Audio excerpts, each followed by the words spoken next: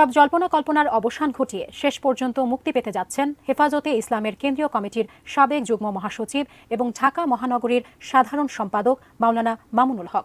আসসালামু আলাইকুম সুপ্রিয় দর্শক, সর্বপ্রথম এটিএন বাংলার মাত্র 1 ঘন্টা আগের একটি নিউজ দেখতে পেলাম, যেখানে বলা হচ্ছে খুব দ্রুতই আল্লামা মামুনুল হক মুক্তি পাবে। খবরটি দেখার পরে শোনার পরে খুব ভালো লাগলো। আলহামদুলিল্লাহ, আল্লাহ তাআলা শুকরিয়া আদায় করি এবং আল্লাহ তাআলার কাছে দোয়া করি অতি দ্রুত আল্লামা মামুনুল হক মুক্তি হয়ে আমাদের মাঝে ফিরে আসুক। কিছু কথা না বললে নয়, খুবই কষ্ট লাগে। এই বাংলাদেশে যে আলেমগুলো সব থেকে বড়, সব থেকে জনপ্রিয়, সেই আলেমগুলো কেউ কারাগারের ভিতরে ধুকে ধুকে পচতেছে, কেউ মৃত্যুবরণ করেছে এবং কাউকে বাধ্য করে জোর করে এ দেশ থেকে তাড়িয়ে দেওয়া হয়েছে।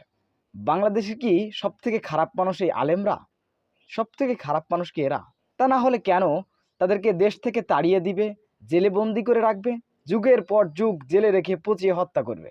বাংলাদেশের সব থেকে জনপ্রিয় আলেম, বিশ্বনন্দিত মুফাসসিরে কুরআন আল্লামা দিল হোসেন সাঈদী, যিনি দীর্ঘ 13 বছর কারাগারে থাকার পরে মৃত্যুবরণ করেছেন কারাগারের ভিতরেই। বাংলাদেশের বর্তমান সময়ের সব থেকে জনপ্রিয় ব্যক্তি আল্লামা ডক্টর মিজানুর রহমান আজহারী।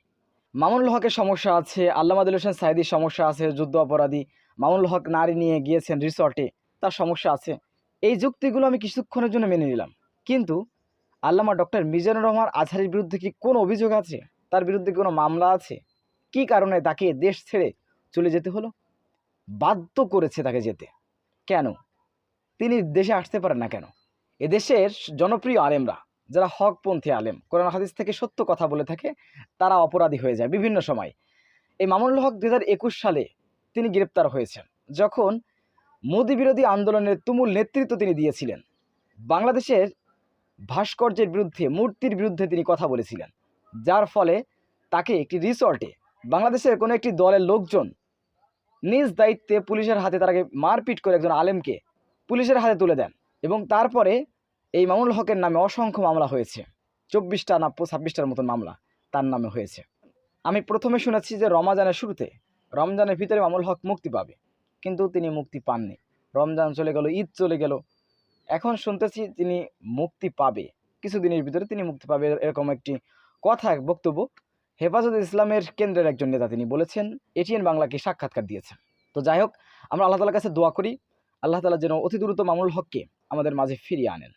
এদেশে যে গজব নাজিল হয়েছে, আমি মনে করি মুসলিম হিসেবে আমার বিশ্বাস থেকে এদেশে সব থেকে বেশি নির্যাতিত, নিপীড়িত এদেশের আলেমরা। বাংলাদেশে সব থেকে বেশি নির্যাতিত, সব থেকে বেশি নিপীড়িত এদেশের আলেমরা। মাহফিল করতে যাবে, পাতি নেতা, সাথী নেতা তারা এসে বক্তার গায়ে হাত দিবে, কুপাতে যাবে, মারবে, গালিগালাজ করবে, আপনারা দেখেছেন। এসব থেকে আমাদের দেশের মানুষ যদি ভালো না হয়, এসব আলেমদের সম্মান করতে না জানে, আলেমদের বিরুদ্ধে মিথ্যা অপবাদ, তহমাত দেওয়া বন্ধ না করে, তাহলে আমাদের অবস্থা খুবই খারাপ হবে। আল্লাহ তাআলার কাছে দোয়া করি বাংলাদেশের সকল আলেমদের মুক্ত করে আমাদের মাঝে আবার ফিরিয়ে দিন। আমিন। আসসালামু আলাইকুম রহমতুল্লাহি ওয়া বারাকাতুহু।